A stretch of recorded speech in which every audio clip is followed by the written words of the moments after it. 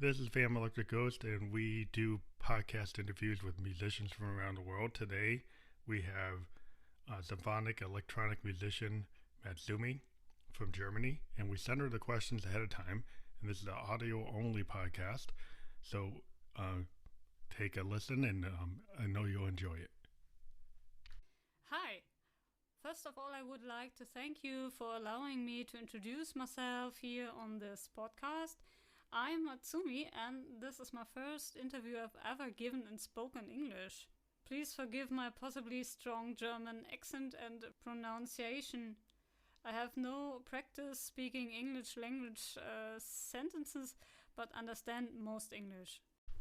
I have been involved with music all my life, as far as I can remember. Music has been an important part of my whole life, and since early childhood, I have sung and sought my musical expression on various instruments that were available to me. The exact age I can't remember today from when it started. The fact is, I was very small. How long have you been working on music? Until the year 2000, I made music only for myself, but there was a desire for more.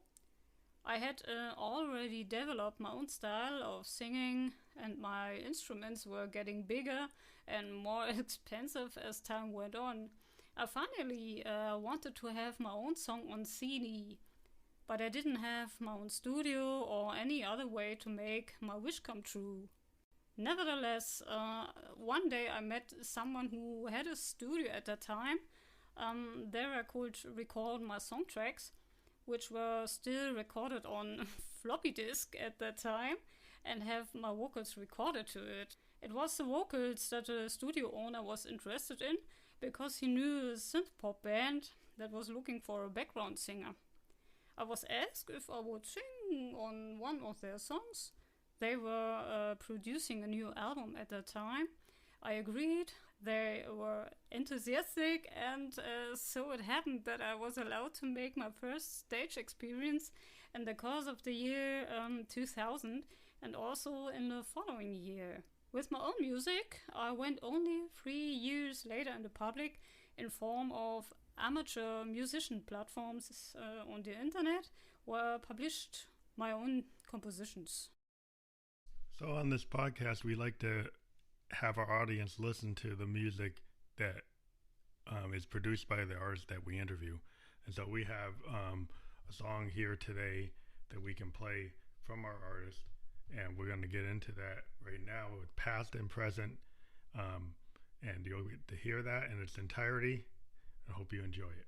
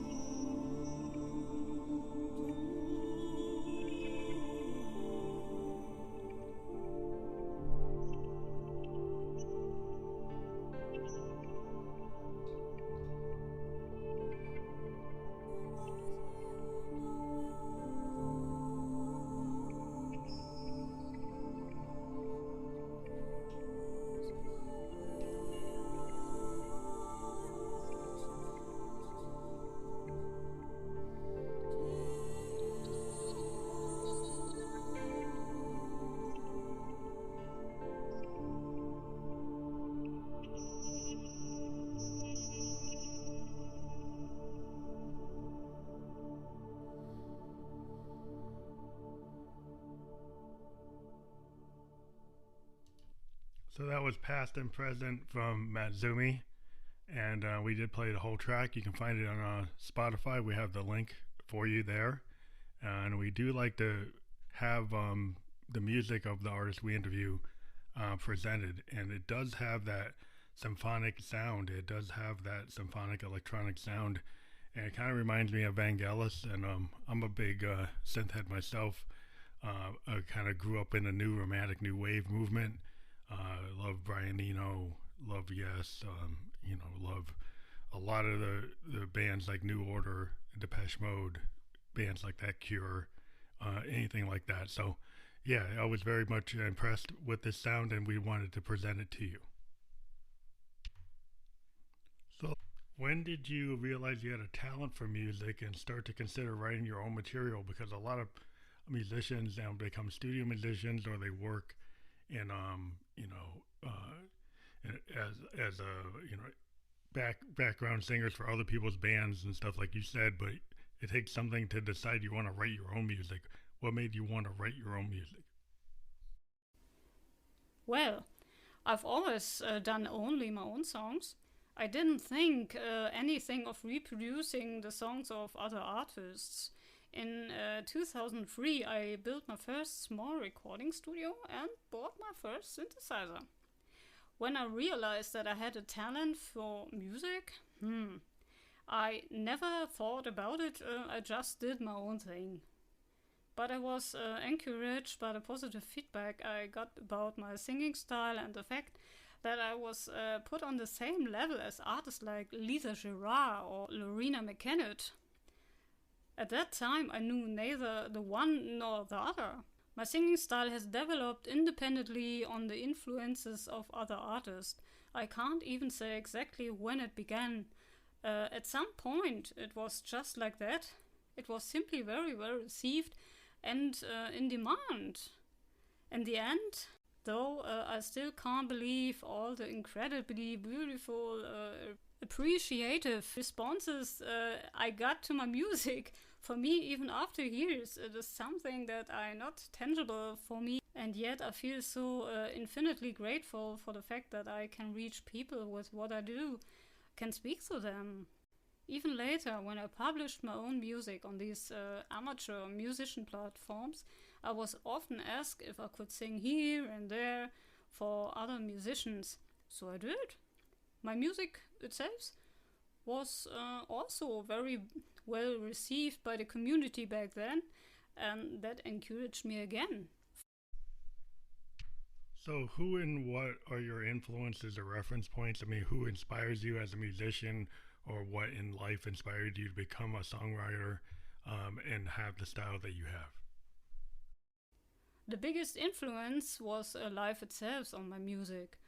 I always referred to what I was created in my studio as a diary of my life set to music. In my formative years, I mainly listened to old hits. It wasn't until much later that I heard Vangelis and his grandiose works, by which time I had already found my musical style. What would you say is your writing style or genre? I call my style expansive sound, to include multiple genres. It seems like you have multiple genres as part of your music as well. I hardly know how to classify that. I think it's a mix of different genres and styles that come together in my music. There is a part of traditional electronic music, as well as world music and film scores, and in addition a partly Celtic, partly Oriental sounding vocals. Over the years, my music became more and more monumental. Orchestral elements like strings, choirs, horns have always been part of my music. So what kind of workflow music process do you use, like a digital audio workstation like Pro Tools or Cubase or something like that? For music production, I use Cubase. I never used anything else.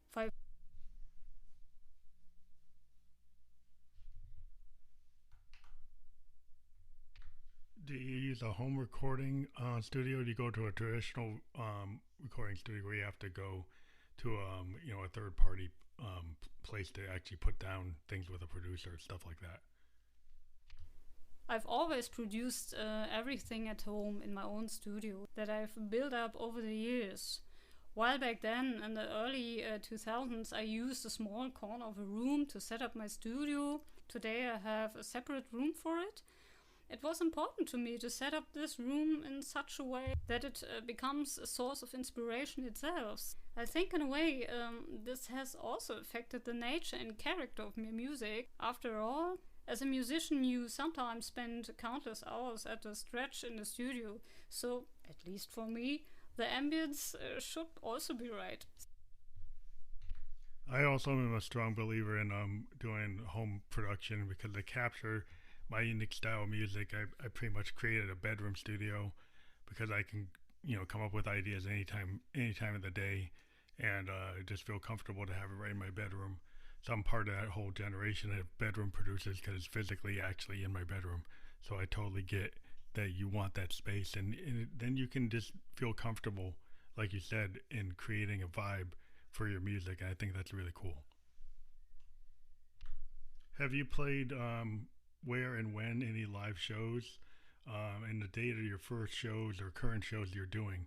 Because of the current pandemic, a lot of people aren't really touring, but maybe you have plans to tour in the future, and also, just give us a little history on what you've done in the past.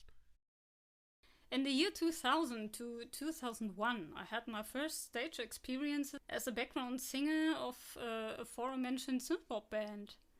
Years later, in July 2010, I should be on stage for the first time with my own music. I rarely gave concert, and the last one was in February 2014.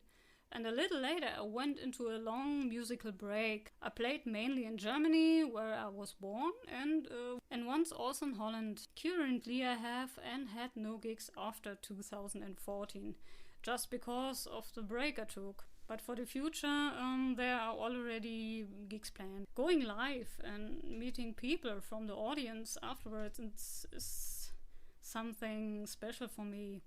Those are priceless moments that you live for a long time. I do agree. Playing live is a really awesome experience. I used to play in New York and Boston to small audiences, 300 people, 200 people, even 100 people. But it's just that feedback you get from the crowd is nothing like it. I have been doing online festivals and things. We actually have one coming up February 11th through the 13th, where we're having bands that we interview actually play live, and something maybe we could think about having you do that in the future, maybe in July. But yeah, it's really cool that you have some things planned for the coming year, and that's exciting because things are starting to get better for musicians, and it's cool that you had done it in the past, but now you're thinking forward and you will be playing live, and people should check you out wherever you're available. So have you ever thought of collaborating with other artists in your genre or other genres? There have been many collaborations with other artists in the past.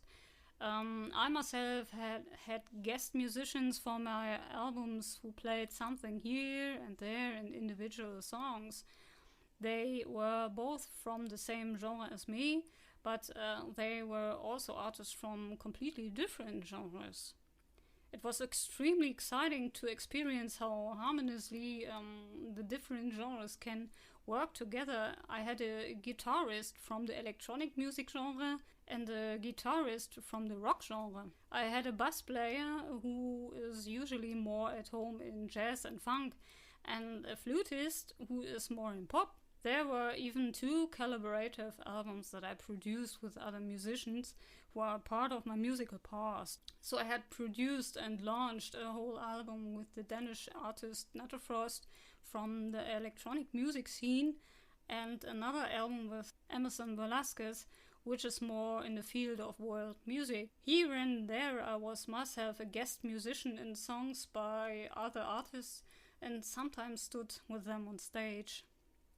For the current album project, no guest musicians are planned, as it is pretty much my most personal album. Nevertheless, I'm collaborating with Emerson Velasquez this time as well. He will do the mixing and mastering of the new album, which I'm very happy about. It's very exciting to hear about your new record, and we'd love to have you do another interview when you release that, so we could talk about each track and present it. That would be really cool. We tend to do that with artists. We have them come back on and do album release episodes or have discussions about every track. So we could do a similar thing with your next record, which is due to come out hopefully this year. So, what are your thoughts about the future of music and your specific style of music to talk about? Men will always need music, be it for entertainment, stress relief, in movies, etc. Music will always accompany us. What is subject to constant change is the way we consume music and through which media. Once it was the record, the magnetic tape, cassette, then the CD, downloads, MP3 players, to the streaming portals. And I think that music will continue to change just as it did in the past. Even the way of producing music changed over the decades due to constant development of technology and software. The possibilities of creating music and songs have changed over the decades. Today, theoretically, anyone can make music, even if you are not musically inclined. The question that concerns me is what value music has with people. Has it lost value? Is it still perceived as art at all? Or rather as a cheap consumer good that is available everywhere and quickly? As for my music or my style of music, I think that it will always be in demand, even if I am anything but mainstream with it. Or maybe exactly because of that. I think I have created something with my special style of musical expression which may reach people in the deepest soul. My listeners and those who understand the message of my music can express it so much better than I can myself. I move musically in a niche. Maybe I never reached the masses with it, but that was never my claim. But I reach those who are willing to listen and understand, and there will still be in the future. So this is kind of a controversial question, but like, what are your opinions of streaming services like Spotify, Apple Music, Amazon, Tidal, all of these different services compared to when we used to be able to get vinyl and a CD or a tape cassette, or even when I grew up, 8-track.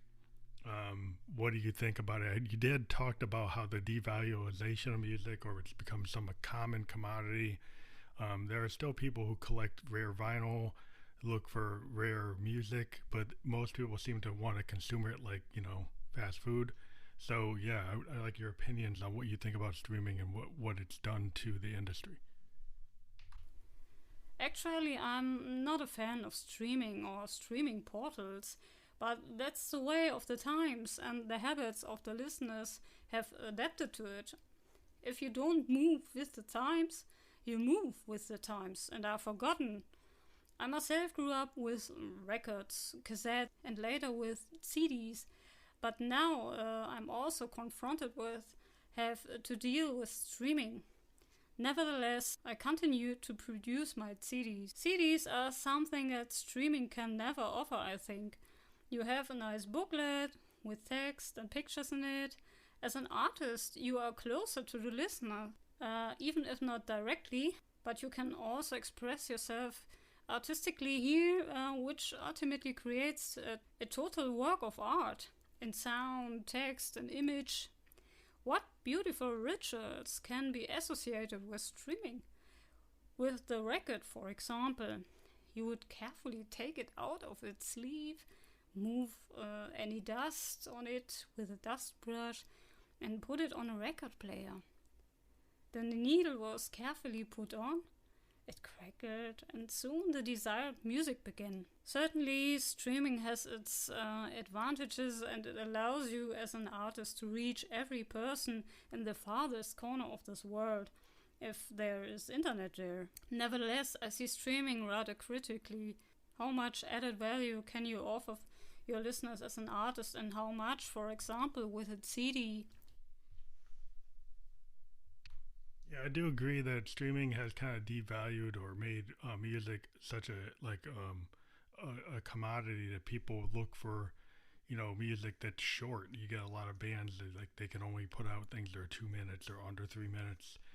You have to be on a playlist. People don't listen to entire projects. Growing up as a child of the 70s, I grew up with the Carpenters and the Beatles and the Stones, and you would take a record like Exile on Main Street, or you'd take Wish You Were Here from Pink Floyd and actually listen to the whole thing. And I think that's part of the benefit of a record or a CD, is that you listen to the entire artist message. And music to me is like sound paintings, it's like sound novels, sound movies, and the whole ambiance of being able to get pulled into something, and not that you're going to jump from one song to the next on a playlist. So I do agree with you that that it's cool that you still sell CDs. I'm really into vinyl. I want to put out some Phantom Liquor Ghost records on vinyl, because I think vinyl is even closer to people than like you said, you hear the crackling of the needle than even a CD, because either artwork is a lot bigger, the liner notes are more readable, it's more of a total art project. When you work with artists and photographers, it just feels like an entire experience compared to just putting something out on a stream. And we are at our final questions. How are you handling the new reality since Corona? Or maybe you don't think it's a new reality, you're just dealing with the consequences of the pandemic. What do you think about what's going on with music and musicians and how we have to handle this situation? Critical. Very critical. I don't accept it as a new reality. Certainly not as mine. But I don't want to get political here. I will only say this much. I find developments that are perceived around me to be very alarming. It's going in the wrong direction. It feels wrong. Nevertheless, I have found the last 2 years very instructive. These 2 years have taught me a lot about people, and I have become aware of many things for which I'm ultimately grateful. Moreover, it became a source of inspiration. But in connection with this so-called new reality, I have seen so much suffering. It has been burned into my memory for all time. But it has become very hard for musicians who live from their music. Musicians once again have to be creative to find new sources of income. How many concerts were cancelled? For how many musicians are concerts one of the most important sources of income? For myself, it doesn't affect me because I rarely gave concerts anyway, and I never lived from this income. In many ways, this crisis caused damage. Damage that may never be repaired. But it is also a wake-up call and teaches us once again how important it is to have several pillars. There are so many endless possibilities. So I want to thank